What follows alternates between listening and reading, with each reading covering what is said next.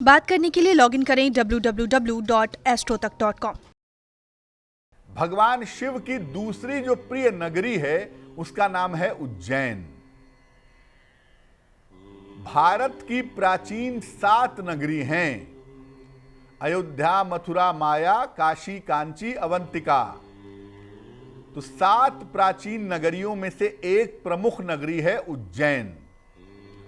उज्जैन ज्योतिष के हिसाब से भी बड़ा महत्वपूर्ण स्थान है, क्योंकि उज्जैन में ही वेधशाला होती थी और उज्जैन से ही ज्योतिष की तमाम महत्वपूर्ण गणनाएं आज के समय में भी की जाती हैं।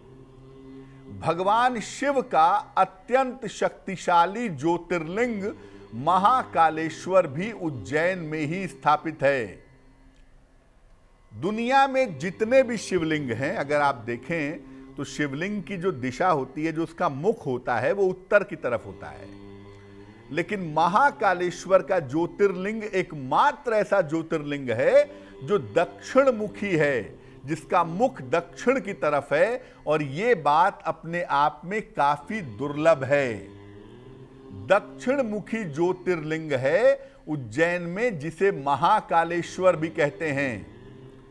उज्जैन में भगवान शिव के शिवलिंग की भस्म आरती की जाती है, और ये भस्म आरती अपने आप में बड़ी शक्तिशाली, बड़ी चमत्कारी मानी जाती है। अगर भस्म आरती देखते हैं या भस्म आरती में सम्मिलित होते हैं तो ऐसा माना जाता है कि जीवन के सारे दुख, सारी बाधाएं भस्म हो जाती हैं। उज्जैन जाकर शिव जी का सच्चे मन से दर्शन करें। उज्जैन जाकर के शिव जी का सच्चे मन से दर्शन करके प्रार्थना करें तो आयु की रक्षा होती है और स्वास्थ्य उत्तम होता है। लेकिन हमेशा याद रखिए, मन और हृदय पवित्र होना चाहिए। आप खुद ही अपराधी हैं, आप गलत काम करते हैं, दूसरों को तकलीफ देते हैं, दूसरों के लिए समस्या पैदा करते हैं, और उसके बाद उज्जैन में जा करके आयु के लिए प्रार्थना करेंगे तो वो प्रार्थना स्वीकार नहीं होगी। इसलिए जब भी आप उज्जैन जाते हैं तो अपने मन को, आत्मा को पवित्र करिए। पवित्र मन से, पवित्र हृदय से भगवान शिव के दर्शन करिए। आपके आयु की रक्षा होगी, आयु आपकी लंबी होगी। उज्जैन में ही मंगलनाथ का मंदिर भी है। ऐसा मानते हैं कि जो ग्रहों में मंगल ग्रह है उसका जन्म उज्जैन में हुआ था। तो मंगलनाथ का एक मंदिर भी है। अगर आप वहां भी दर्शन करें, इसके बाद शिव पूजन करें तो मंगल दोष का नाश होता है। लोग बड़े परेशान होते हैं कि मेरी कुंडली में मंगल का दोष है, मंगल की वजह से पति पत्नी के जीवन में दिक्कत आ रही है।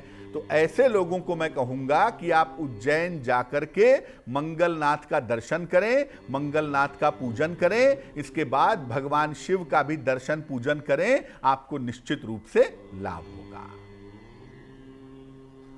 अगला जो स्थान है वो है सौराष्ट्र। सौराष्ट्र जो है ये गुजरात में है। भगवान शिव का पहला और सबसे प्राचीन शिवलिंग सोमनाथ भी सौराष्ट्र में ही स्थापित है। सौराष्ट्र जो है ये बड़ी महत्वपूर्ण जगह है, बहुत ही पवित्र स्थान है। सौराष्ट्र में ही प्रभास क्षेत्र भी है, और प्रभास क्षेत्र में ही भगवान कृष्ण ने अपने देह का त्याग किया था। अवतारक ब्रह्म के 2 स्वरूप, भगवान के, ईश्वर के 2 स्वरूप ऐसे हैं जो आम आदमी से कनेक्टेड हैं, आम आदमी से जुड़े हुए हैं। एक शिव और दूसरे कृष्ण, और दोनों का संबंध सौराष्ट्र से है। सौराष्ट्र में सोमनाथ का ज्योतिर्लिंग भी है, और सौराष्ट्र में भगवान कृष्ण की तरंगे भी हैं, क्योंकि भगवान कृष्ण ने वहीं पर अपने शरीर का, अपनी देह का त्याग किया था। सोमनाथ के ज्योतिर्लिंग की स्थापना चंद्रदेव ने की थी। एक कथा आती है इसके पीछे। चंद्रमा की कुल मिला के 27 पत्नियां हैं, जिनको आप 27 नक्षत्र भी कहते हैं।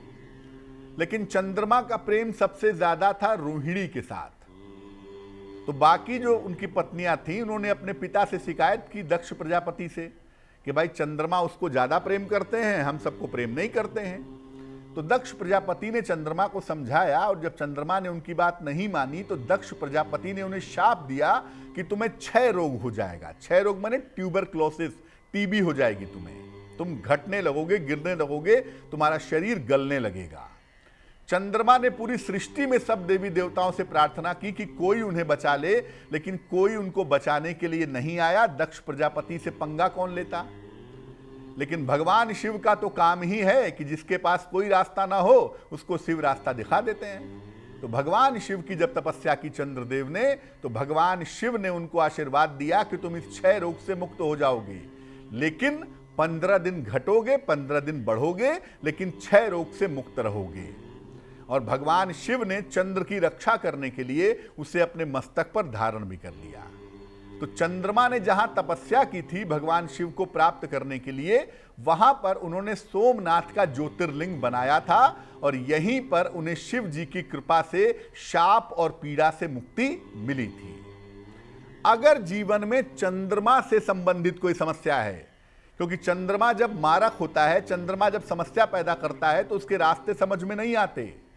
अगर जीवन में चंद्रमा संबंधी कोई समस्या है तो आपको सोमनाथ जरूर जाना चाहिए, या जीवन में किसी प्रकार का शाप है या दोष है कुंडली में, तो सौराष्ट्र में जाकर के सोमनाथ के ज्योतिर्लिंग का विधिवत पूजन अर्चन करना चाहिए।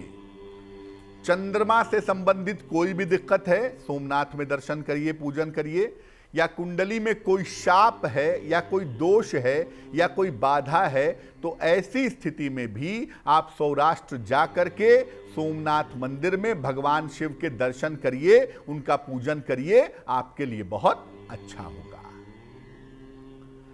तो भगवान शिव की ये 3 जगहें ऐसी हैं जो आपकी किस्मत से कनेक्टेड हैं, और इन जगहों पे जा करके भगवान शिव का दर्शन पूजन करना बड़ा चमत्कारी, बड़ा प्रभावशाली होता है।